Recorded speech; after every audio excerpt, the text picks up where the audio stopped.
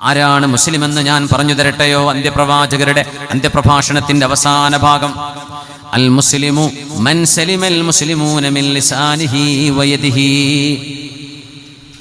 ലാ ഇലാഹ ഇല്ലല്ലാഹ് മുഹമ്മദുർ റസൂലുള്ളാഹ് എന്ന ആശയത്തിൽ ഞാൻ വിശ്വസിക്കുന്നു എന്ന് പറഞ്ഞ് മുസ്ലിമായി ജീവിക്കുന്ന ഒരു മനുഷ്യനെ കുറിച്ച് നാവുകൊണ്ടോ തന്റെ കരുത്തുകൊണ്ടോ ഉപദ്രവം ചെയ്യാത്തവനാണ് മുസ്ലിം.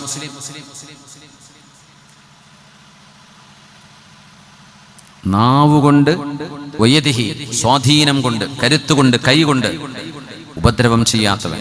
ഒരു മുസ്ലിമിനും അവനിൽ നിന്നൊരു ഉപദ്രവം ഉണ്ടാവാൻ പാടില്ല. ഒരു മനുഷ്യർക്കും ഉണ്ടാകരുത്, ഒരു മുഅ്മിനിന് പ്രത്യേകിച്ചു.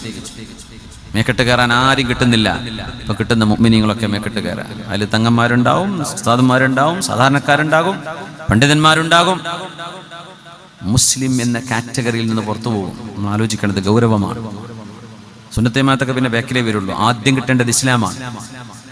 ഇസ്ലാം നഷ്ടപ്പെട്ടു കഴിഞ്ഞാൽ, ആ ലേബിൾ നഷ്ടപ്പെട്ടു കഴിഞ്ഞാൽ പിന്നെ എന്താ ഉണ്ടാവുക? അതുകൊണ്ട് നമ്മുടെ വാക്കുകൾ ശ്രദ്ധിക്കണം, നമ്മുടെ എഴുത്തുകൾ ശ്രദ്ധിക്കണം. പഴിചാരലുകളും ആക്ഷേപങ്ങളും ഇകഴ്ത്തലുകളും കളിയാക്കലുകളും മുസ്ലിം നിർത്തണം. അതിന് മുതിർന്നവർ വഴി കാണിക്കുന്നവരായി മാറണം. പണ്ഡിതന്മാർ ആ ഒരു ദൗത്യം ഇവിടെ നിർവഹിക്കണം. സാധാരണക്കാരെക്കാളും പണ്ഡിതന്മാർ അധപ്പതിച്ചു പോകരുത്. വിവരമുള്ള ആളുകൾ അധിപതിച്ചു പോകരുത്. മുതഅല്ലിമീങ്ങൾ അധപ്പതിച്ചു പോകരുത്. ദീൻ എന്ന് പറയുന്നത് ഒരു അമാനത്താണ്.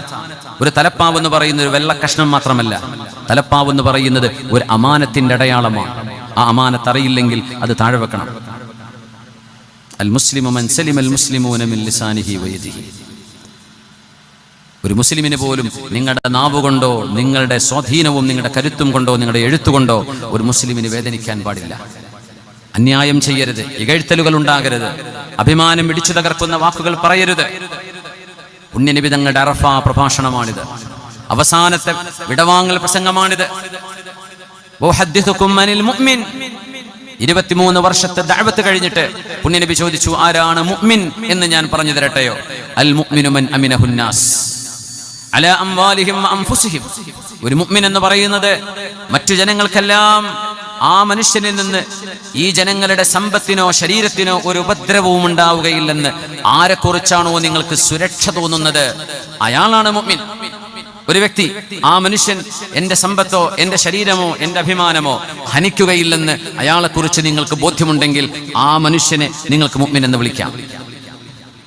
നമ്മളാരും ആരുടെയും ശരീരത്തിനോ അഭിമാനത്തിനോ സമ്പത്തിനോ കളങ്കമുണ്ടാക്കുന്നത് ചെയ്യരുത്, പറയരുത്.